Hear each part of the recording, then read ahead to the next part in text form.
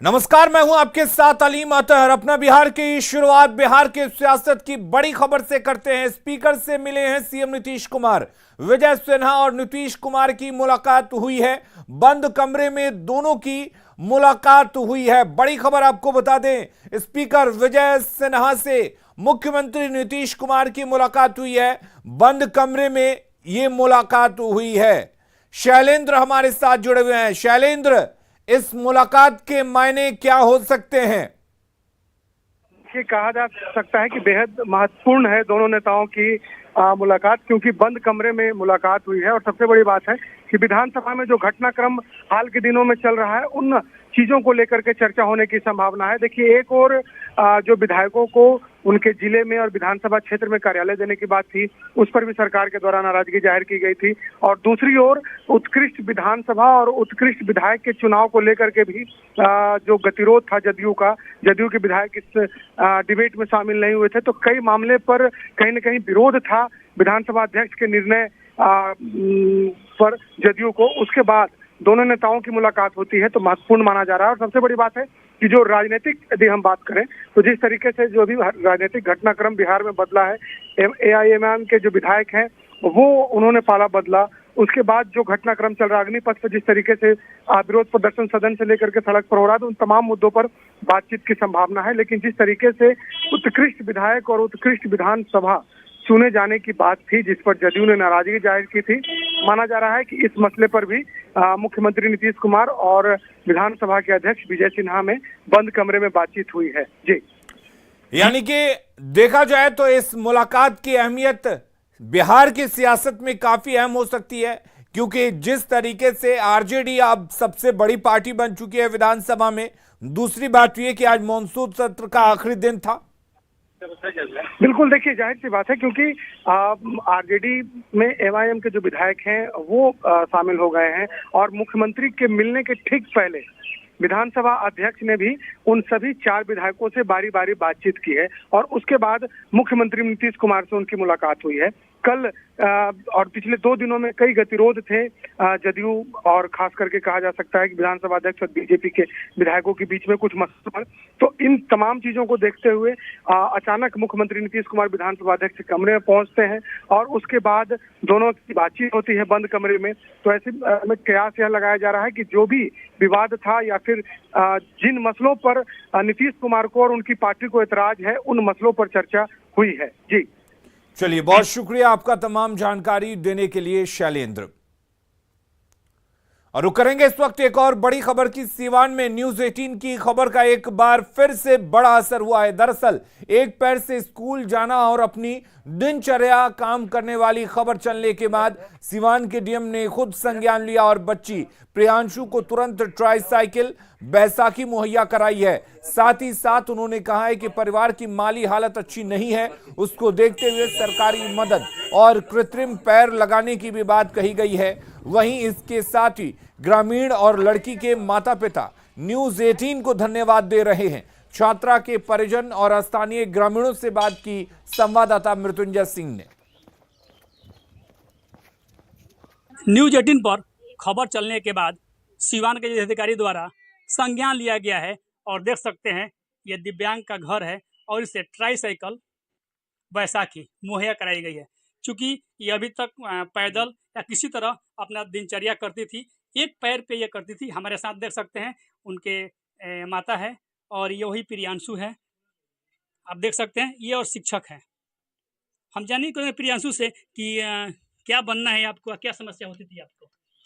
Sir, हमको doctor बनना है। हमको समस्या आती थी कि हमको बहुत ही तकलीफ होता था एक पैर से पैदल जाने में।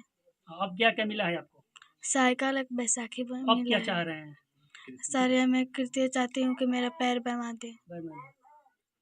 हमारे साथ इस बच्ची के माता जाने की कोशिश करेंगे। क्या कहेंगे आप, क्या मांग है सरकार से आपकी या प्रशासन से? सरकार से प्रशासन से पहले तो इसका स्कूल से पहले बहुत सहयोग मिला है, इसको टीचर बहुत सहयोग दिए हैं, उसी से सब आगा कार्यक्रम बढ़ रहा है। हमारे चैनल से आपकी बात हुई, क्या जी कहेंगे? उसके लिए बहुत बहुत सा धन्यवाद। अब क्या चाह रहे हैं कि बेटी को क्या मिले? बेटी के ये चाह रहे हैं कि उसको पैर बन जाए। और क्या पढ़ने में ये कैसी है और क्या क्या चाह रहे हैं कि ताकि कैसे काम करती थी? पढ़ने में तो उसका टीचर आगे बढ़ा रहे हैं कि लड़की पढ़ लिख जाए, कुछ हो जाए। तो देख सकते हैं एक पैर से काफ़ी समस्या होती थी। ये इनके शिक्षक है जो काफ़ी ये भी दिव्यांग हैं और इसको चाहते हैं कि ये नाम रोशन करे। क्या कहेंगे आप? सर हम यही कहेंगे कि हमारे विद्यालय परिवार की तरफ से इसको पूर्ण सहयोग दिया जाता है। हम यही आशा रखते हैं, यही विश्वास रखते हैं कि ये अपने डॉक्टर बनकर कामयाब हो, यहाँ के जनता के नाम रोशन करे, हमारे विद्यालय परिवार के नाम रोशन हमने करे। खबर दिखाई थी और बात भी जी। हुआ था माता पिता से, क्या जी, कहेंगे? माता पिता से बात हुआ था, इसके लिए सर आपको बहुत बहुत धन्यवाद कि आप लोग यहाँ आए और इसके मदद में आप लोग दिल से लगे हुए हैं। इससे जहां परिवार के लोग खुश हैं, वहीं जो गांव के लोग हैं वो न्यूज़ 18 को धन्यवाद दे रहे हैं। मृत्युंजय कुमार सिंह, न्यूज़ 18 सिवान। अगली खबर मुजफ्फरपुर से, जहां पर सेक्स रैकेट का खुलासा हुआ है। पुलिस ने रैकेट के मास्टरमाइंड समेत 3 लोगों को गिरफ्तार किया है। अहियापुर के झपाहा बाजार में एक घर में लड़की से जबरन देह व्यापार कराया जा रहा था। जब पुलिस ने छापेमारी की तो वहां 3 महिलाएं और 1 पुरुष मिले। लड़की ने बताया कि उसे जबरन देह व्यापार कराया जा रहा था। गिरफ्तार की गई मास्टरमाइंड के पास से कई लोगों के फोन नंबर भी मिले हैं। झपा बाजार पे कुछ महिला के द्वारा एक मार्केट में अवैध धंधा किया जा रहा था, देह व्यापार किया जा रहा था। सूचना पाके वहाँ पर गए और महिला सिपाही के साथ गिरफ्तार करके थाना पे सत्यापन करने के लिए कितनी महिला लाया गया। इसमें दो शादीशुदा महिला, एक कुमारी महिला। और अब बात बिहार में हुई जम के बारिश की।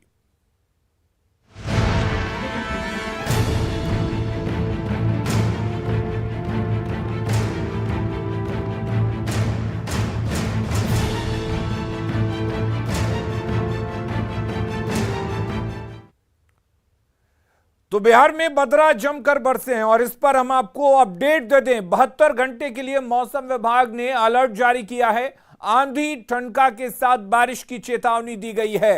राज्य के सभी जिलों के लिए अलर्ट जारी किया गया है। पिछले 24 घंटे में 37.9 mm बारिश हुई है और रिकॉर्ड से सामान्य से 254% अधिक बारिश हुई है। पटना में 4.4 mm बारिश हुई है। सबसे अधिक बारिश अररिया में 134.5 mm रिकॉर्ड की गई है। अगले 24 घंटे में 26 जिलों के लिए भारी बारिश की चेतावनी है। पटना, शेखपुरा, गया, नालंदा, जहानाबाद, नवादा, बेगूसराय, लखीसराय, बक्सर, रोहतास, भभुआ, औरंगाबाद, अरवल, सीतामढ़ी, मधुबनी, मुजफ्फरपुर, दरभंगा, वैशाली, शिवहर, समस्तीपुर, पश्चिम चंपारण, पूर्वी चंपारण, सीवान, सारण, गोपालगंज के लिए यह अलर्ट जारी किया गया है।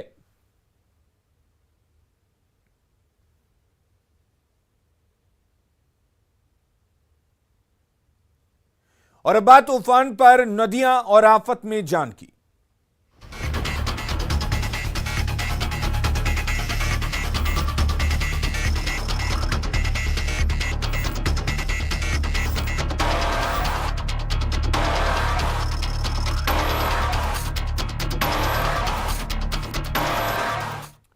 बाढ़ और कटाव का भागलपुर से गहरा नाता रहा है। हर साल गंगा किनारे बसे भागलपुर के कई गांव के दर्जनों घर नदियों में समा जाते हैं और इस वर्ष भी समय से पहले कोसी नदी ने विकराल रूप धारण कर लिया है। जिले के नवगछिया अनुमंडल क्षेत्र के बिहपुर के कहारपुर में इस वर्ष भी कोसी कहर बनकर टूट रही है।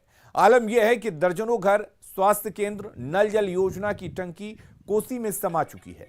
अब विषहरी मंदिर के पास धीरे धीरे कोसी की धारा बढ़ रही है, जिसके बाद मंदिर के अस्तित्व पर खतरा मंडराने लगा है। हर घंटे जमीन और घर का हिस्सा कटकर कोसी में समाता जा रहा है। वहीं गांव के लोग अब खुद से अपना घर तोड़कर एक एक ईंट बचाने की जद्दोजहद। वहीं डीएम की माने तो वो गांव की नदी के किनारे है। वहां की भौगोलिक परिस्थिति थोड़ी सी मुश्किल है, कठिन है और इस कारण परेशानी होती है। इस बार भी वहां कटाव हो रहा है। कोई यहाँ देखने वाला नहीं है। गांव घर सब जा रहा है सबको। कोई नेता, कोई सरकार, कोई मुखिया अभी तक यहाँ पर नहीं आया है कोई इस गांव में देखने के लिए कि कट रहा है। उसका कोई मदद, कोई एक बोरा बालू, कहीं पत्थर, कहीं कुछ नहीं हो रहा रहा है यहाँ सर। वो बिल्कुल नदी के किनारे पे बसा हुआ, आप भी जानते हैं कि वो छोटी छोटी सी बस्ती है, गांव है, तो उसमें अभियंता लगातार देख रहे हैं। पिछली बार भी जो है वो टीम आई थी और उन्होंने असेस भी किया था कि किस तरह से काम कराया जाए। तो जो भी बचा हुआ काम है उसको हम लोग फ्लड फाइटिंग के माध्यम से कराएंगे और हम लोगों का प्रयास रहेगा कि कम से कम कटाव हो। किशनगंज